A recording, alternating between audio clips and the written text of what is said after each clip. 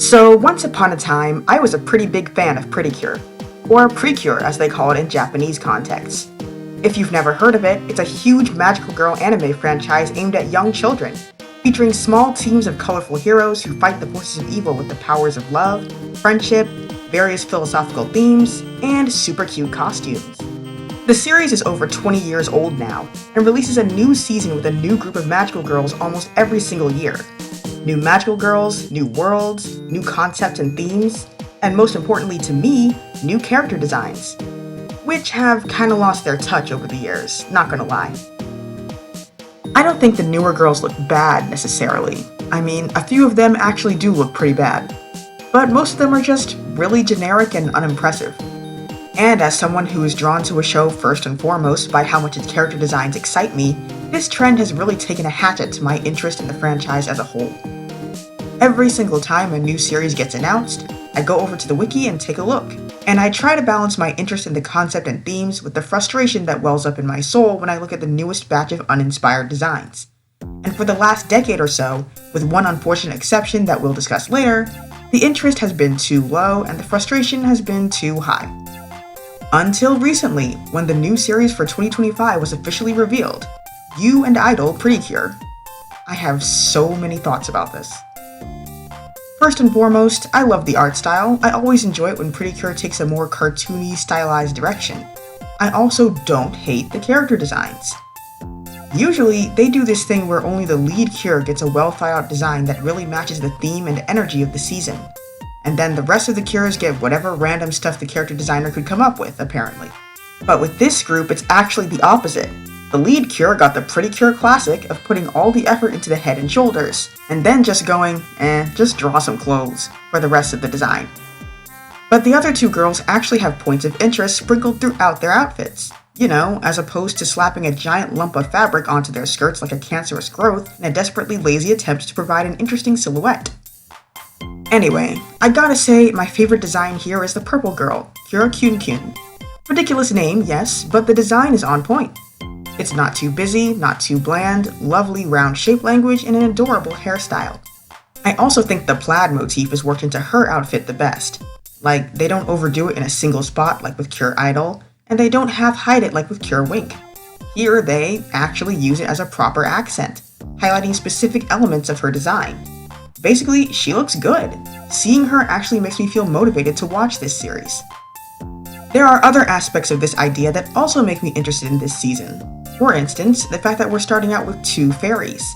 Not an assigned fairy for each girl, not a baby fairy for everyone to obsess over in every episode, just two individual fairies, who seem to have opposing personalities and motivations, and might have the potential to form a sort of comedy duo. That's something I really miss from the early seasons. The fairies feeling like real people who come from a different society and interact with other characters accordingly, not just mascots or servants. I'm hoping starting off with two fairies at once will provide an opportunity to bring that energy back. Secondly, I like the idea that we're getting another music theme season. I think the first one was technically fresh Precure, with the main characters doing their dance practice on the side, and then after that we had Sweet Precure, the last series I watched as a kid, with a much more overt music theme. But that was more of a traditional take on the subject matter, with a focus on instruments and music terminology and singing together as friends. We've never had all the cures trying to be pop stars before. I'm interested to see how this goes, what the cures will be doing, what their enemies will be doing, and how the idol theme will feed into their character arcs. And besides, the music in this franchise rarely disappoints, and I'm really hoping that this season is going to spoil the audience with even more great songs than usual. If all I get out of this experience is some new additions to my Precure playlist, I'll consider that a win. Now, speaking of the music theme, there's one more thing making me interested in seeing this series, although you might find it a bit controversial. It's the weird emphasis on fan service. Here we mean fan service in the literal sense, as in charming, fun things you do to please your fans. At least I hope that's what we mean, after all this is a kids show. So, in the character descriptions, we briefly go over what each cure considers their fan service, like their charm point or whatever. For Cure Idol, that's her idol smile. For Cure Wink, that's her wink. And for Cure Kyun, that's her Kyun pose. No idea what that is yet, I guess we'll see it in the show. Unless this is it. Maybe not. Anyway, technically all this is fine. There's nothing inherently wrong with the Cures having charming, cute trademarks that they do. What worries me is that we're actually mentioning these things diegetically, and explicitly framing them as fan service, like a service to the fans. Rather than just having the girls do these things for funsies and having their fans just love them, leaving some room for ambiguity in their motivations, we're just gonna come right out and describe them as emotional labor from these 13 and 14-year-old girls. I feel like you're giving us information that we don't really want to be hearing. Like, when you're doing the idol characterization with characters this young, you're usually supposed to skip over those details. You focus on the character being super famous and super busy with famous people things, and maybe a little lonely and distant from others if you want to add some depth.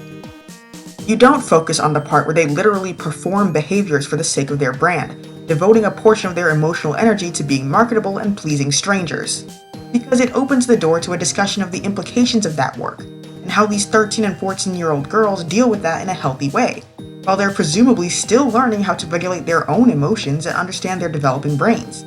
Like, kids at this stage in life should be thinking, how can I balance my true thoughts and feelings with getting along with my friends and family? Not, how can I balance my true thoughts and feelings with getting likes on social media? Because when you're that young, it's easy to build your identity and sense of self-worth on things like fan service, and that usually doesn't end well. And that's like a really serious conversation. It's not cute and it's not fun to address what happens to young kids who get sucked into that lifestyle to the point of no return. And I don't know how the writers are going to have these children babbling about fan service, skip over the mental health implications of that, and not look ignorant or irresponsible. And you might be thinking, well, maybe they won't skip over it. Maybe they'll address it and talk about it. Precure is no stranger to dabbling in more mature subjects, after all. And that is true. I remember in the very first season, they did an episode about the aftermath of nuclear war in Japan. And it really hit hard for me as an adult viewer who actually understood the subtleties they used in that episode. I was honestly amazed that they pulled it off. But, unfortunately, Precure isn't always that well written. I also remember in the 16th season, Star Twinkle Precure, one of the worst anime I ever wasted a year of my life on, they tried to do an episode talking about Cure Soleil's experiences with discrimination. Or rather, her experiences with the fear of discrimination. Because, surprise, surprise, it's written as just a personal insecurity of hers. After all, why would anyone ever care if Elena is physically and culturally different from most of her peers in the country she lives in? It's just a minor detail, just a silly little nothing that she was worried about for no reason. Just one of those incredibly unnoticeable differences that definitely hasn't caused strife to millions of people around the world for thousands of years. After all, everyone has something that makes them unique. There's a guy in her class who's taller than all the other kids, and that's basically the same thing. So if he can get over that, then she can get over her issues, right? Easy peasy, no social commentary needed, problem solved, world peace achieved. Sarcasm aside, no, being the tall kid or the funny kid is not the same as being the Mexican kid. Believe me, I wish it was, but it's not. And kids deserve to be told why. They deserve an episode that explains why these thoughts were in baby Elena's head in the first place. Because she wasn't born knowing she was different. She wasn't born thinking that it might matter, that people might not like her because of it. Those thoughts came from somewhere, some experience that they could have shown and discussed. Either from Elena's past, or from the antagonist Tenjo's past, which was implied to be similar. But instead, they skipped over all of that to conclude that smiles connect people with each other. And then Tenjo says, no they don't, and then Elena says, yes they do, and that's it. Without any elaboration, introspection, or character growth to be seen from anyone in the cast. We begin by introducing a complex, nuanced, potentially heavy topic, spend 24 minutes dancing around it with empty cliches, and then roll the credits. I mean, I get what the episode tried to do, and I give it props for trying. But if you ask me if they handled the subject matter well, I'd have to say no. And even though I get the feeling that Star Twinkle was a uniquely awful season and that the seasons to follow generally had more mature writing, I can't really be sure of that. Reading through good character development ideas on the wiki isn't the same as seeing how they're executed in the show. I don't actually know if the writing is any better these days. That is to say, it's entirely possible that they'll just pull the same thing in this season, reframing complex societal issues as personal shortcomings. Your fans would never see you as a product to be consumed. You're just afraid they might see you that way. You're not burnt out from the mental stress of being an idol, you just forgot how to believe in yourself. Which would honestly be really insulting. However, call it morbid curiosity, but this time around I want to find out firsthand. The least I can do is watch the first episode or two and see if I like what it has to say, or at least if I find it entertaining. And if it means I get in on the ground floor of what turns out to be the first problematic season of Precure, well, at least it'll give me something to talk about in the future.